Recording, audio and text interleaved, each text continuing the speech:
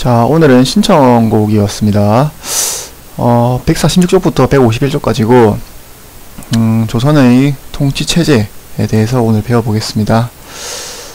자, 조선이 기틀을 잡아가는 과정에 대해서 파악해보고, 체제에 대해서 공부할 때는 이 고려랑 비교해서 조선이 어떻게 더 나아졌는지를 여러분이 잘, 영심하면서 공부하면 됩니다.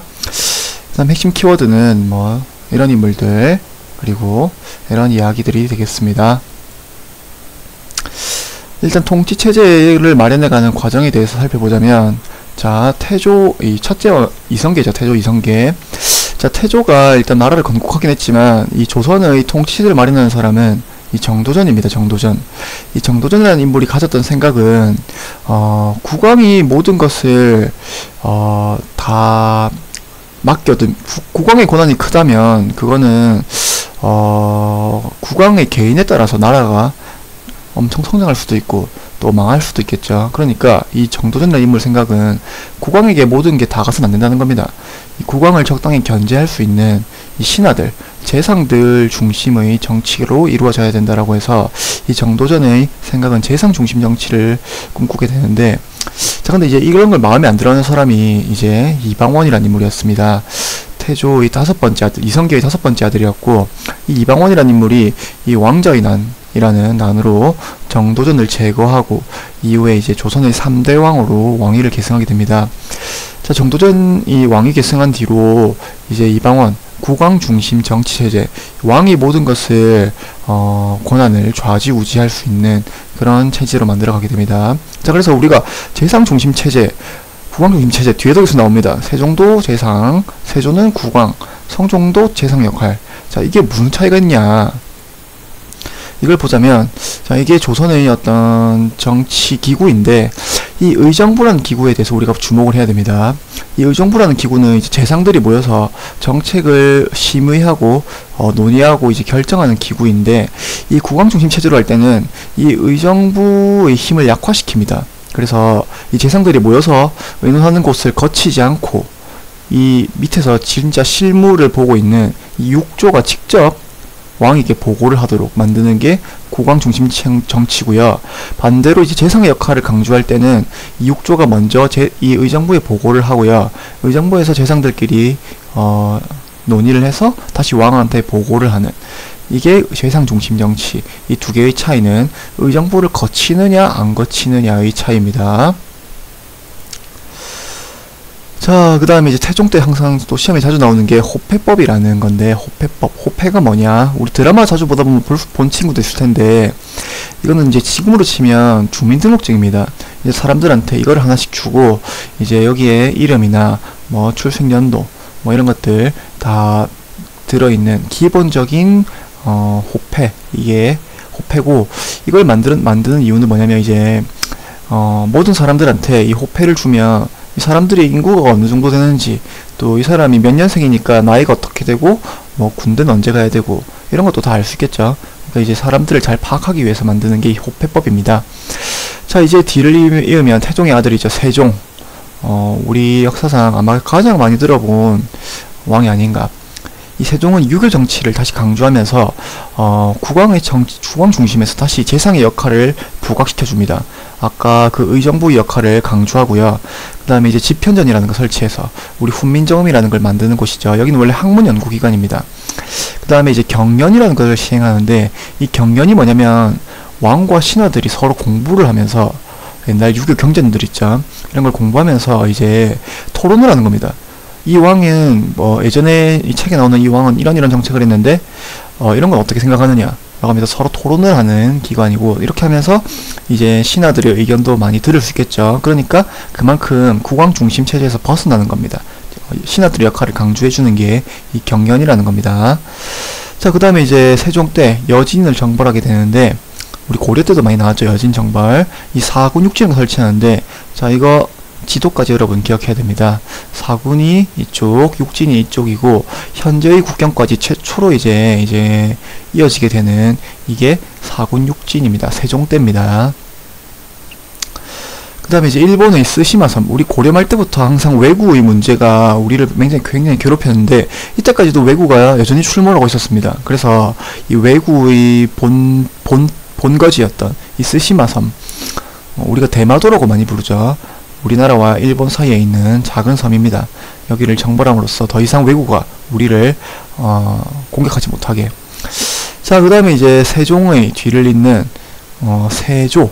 이 세종의 아들이 문종이고, 문종의 아들이 단종인데, 이 단종, 세조한테 조카였는데 이 단종을 죽이고 왕이 오르는 게 세조고, 여러분 영화 관상에서 이 세조 이야기를 많이 다루고 있었습니다.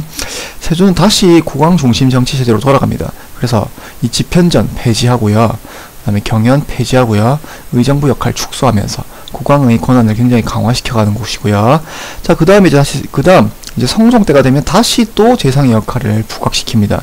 그래서 홍문관, 이건 뭐냐면 집현전이랑 똑같은 곳입니다. 학문 연구하면서 경연하는 곳인데, 이런 것들을 다시 하면서 신하들의 역할을 다시 강조해주고, 특히 중요한 거 이 경국대전이라는 걸 완성합니다. 이게 뭐냐면 조선의 기본적인 법전입니다. 여기에 보통 조선의 기틀이 다 완성되어 있는데, 그래서 이제 유교적 법치국가로서 태어나게 되는 게 이 조선 전기 때 기틀이 완비되어 가는 과정입니다. 그 다음에 외교정책 보면 이 네 글자로 반드시 기억해야 됩니다. 네 글자. 4대와 교린정책을 번갈아 가면서 쓰게 되는데, 4대 정책은 명나라와의 외교관계입니다. 그래서 명나라를 우대해주고 우리가 조공을 바치고 대신에 책봉을 받는 관계인데, 우리가 지금 이 조공이라는 관계를 지금 눈으로 보면 상당히 우리가 자존심 상하고 그럴 수 있는데, 사실은 이런 관계를 맺음으로써 이 명나라의 우수한 문물들을 안정적으로 받아들여 오는 과정들입니다. 그래서 이걸 보여주는 이 사료들을 잠깐 보자면, 일단 이거는 여진족들한테 우리가 말을 받게 되는데, 이 말을 올린 여진족들한테 이제 답례를 해줘야겠죠. 이 물건을 받았으니까 뭘 줘야겠죠. 그래서 이제 큰 말 중에 그래서 제일 좋은 거는 면포 45피를 주고, 나머지는 뭐 이런 걸 정해주는데, 그래서 이 여진족한테 45피를 받고 제일 좋은 말을 받아서 이제 명나라에 바치는 겁니다, 우리가.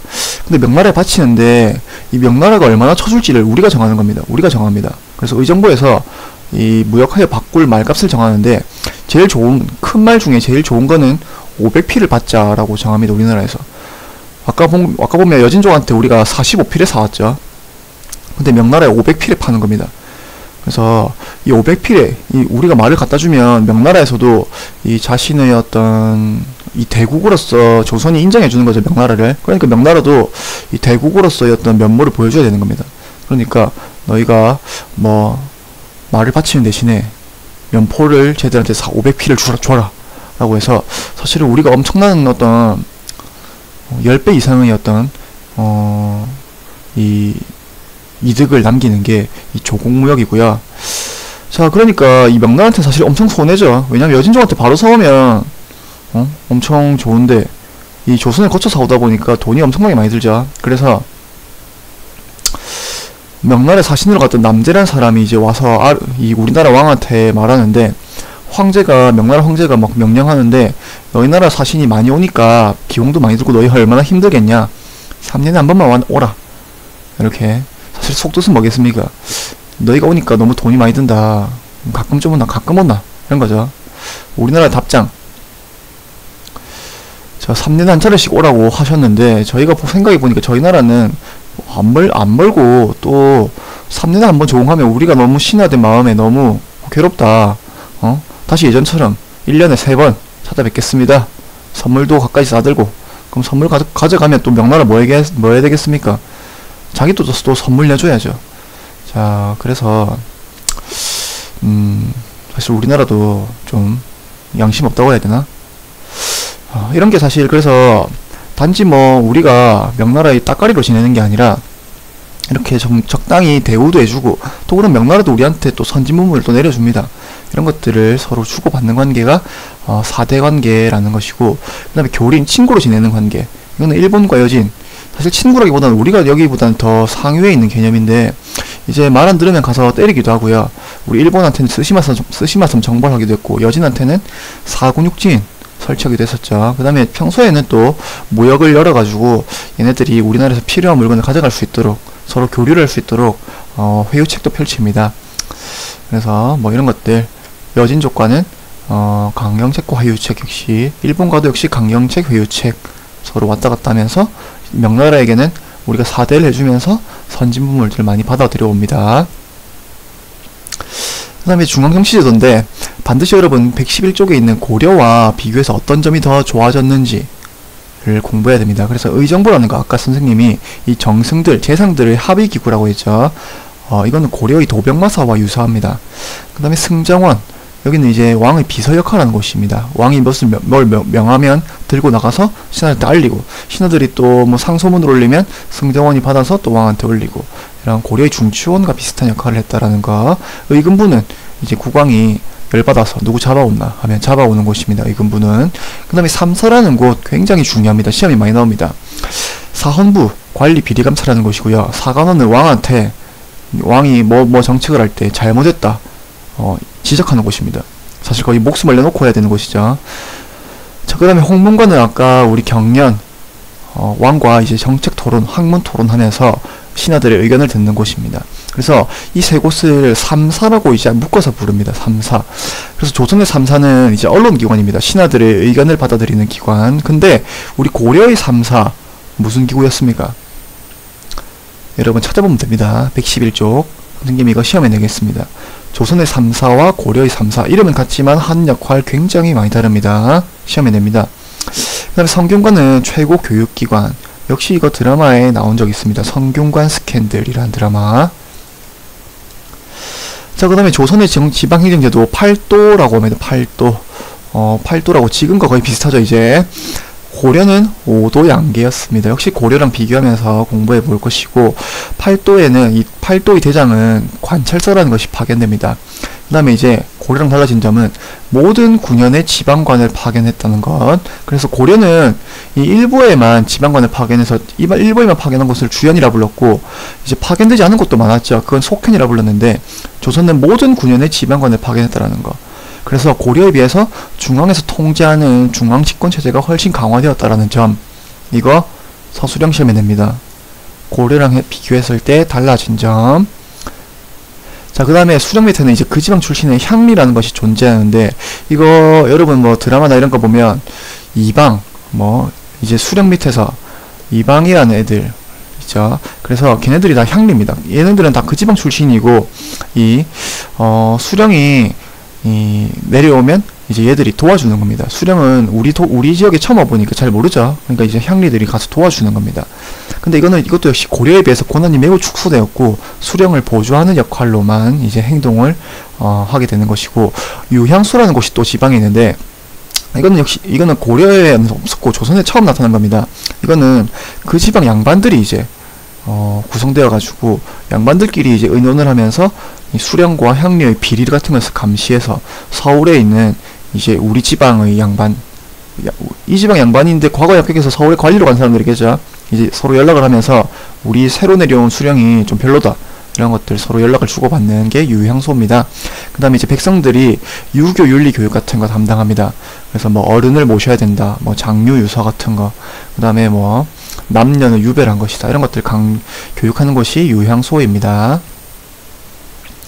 그 다음에 교육과 과거제도인데, 어린이는 우리가 잘 알다시피 서당에서 교육을 하고요.